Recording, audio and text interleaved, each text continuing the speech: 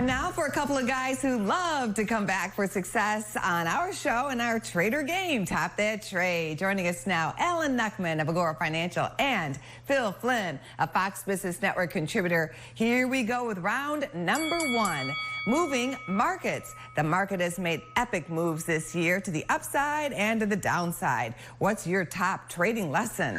Well, I've learned not to think, but just trade. Trade what you see. These are incredibly powerful trends that there's money to be made. All we want is the markets to move, and it's our job to sort it out. It's not about being right, which what you think might happen. It's about making money, and you've got to remember that. The markets are going to move, and we want to do the best we can. I like when Alan doesn't think. That's amazing, but he's absolutely right. You know what? I can't tell you. And he's really hitting something that's critical for a lot of traders. I hear this all the time. You know, I hear people saying, hey, they're printing all this money. The stock market's got to crash. Or, you know, hey, gold is got to go up or it's got to go down because of what's going on with the Federal Reserve. And sometimes they may be right, but we might not live long enough for them to be right. Sometimes the markets, all of us might not live. Have a different vision, right? A different vision of what's going on. And that's why I think a lot of people, for example, we had one of the best stock market comebacks in history recently from the COVID virus. We had one of the biggest stock market comebacks since the financial crisis. And a lot of people missed out because they had preconceived notions of the way they viewed the world. The market sometimes views it differently. Round number two, subtraction by addition. Pro traders tend to know when it's time to get out of a losing position. When is it right to add to a loser and hope for a profitable comeback?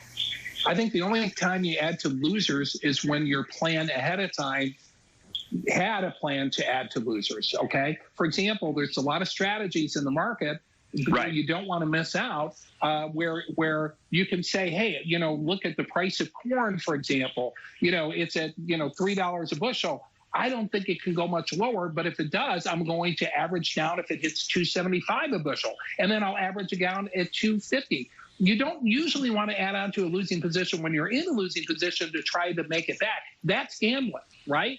That's called scaling in. What Phil is talking about is called scaling in. You put in many smaller positions than you probably would, and if it does, you know, continue to go against you, you continue to buy and average your cost. But again, the idea of doubling down just because a trade didn't work, that makes you a loser, whereas taking a loss is not that bad of a thing. Right. And, you know, it's one of the most tempting things to do, you know, and a lot of traders do get into trouble doing that. You know, the way to avoid that is have a preconceived plan, and that's the best way to avoid that. Control your risk and know where you're going to get out. Round number three, silver situation. Silver has been outdone by gold's hot run. What do you see for the future of silver's shine? Well, silver still has more upside. Obviously, it got to $50 just a decade ago, so it's got a lot more upside potential. Now, is it going to realize that with gold? I don't know, but there are, I think, the metals in general. If you look at aluminum, you look at steel, you look at iron ore, I think those could play catch up as well. So there is a lot of opportunity, even though silver hasn't done it yet.